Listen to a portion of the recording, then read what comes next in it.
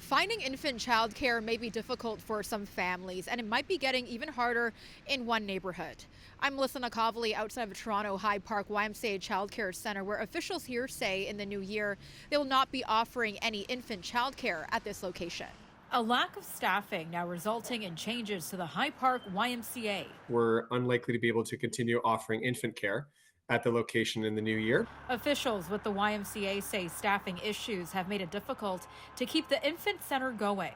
The organization says it's been working hard to recruit early childhood educators. However, there is a sector-wide shortage at play. But it is symbolic of a larger challenge that's happening not only at our YMCA and High Park, but our YMCA's across Toronto, and I would argue many childcares across the province. The nonprofit says it has been advocating for a workforce strategy to address some of the recruitment challenges childcare providers face, including the need for governments to fund higher wages. I think we saw during COVID the heroes of the pandemic were often those people on the front line, service providers and care providers.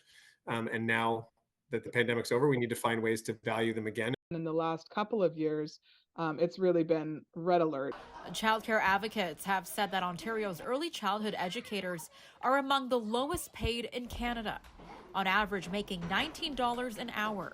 The Ontario Coalition for Better Childcare says without a raise, the province's $10 a day childcare plan won't be able to happen. We can talk about opening new centers, building new spaces. The government talks about that all the time.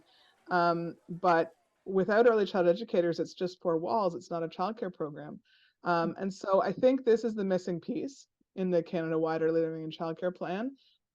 We can get to $10 a day for families, but if not enough families can access those spaces, what does it mean?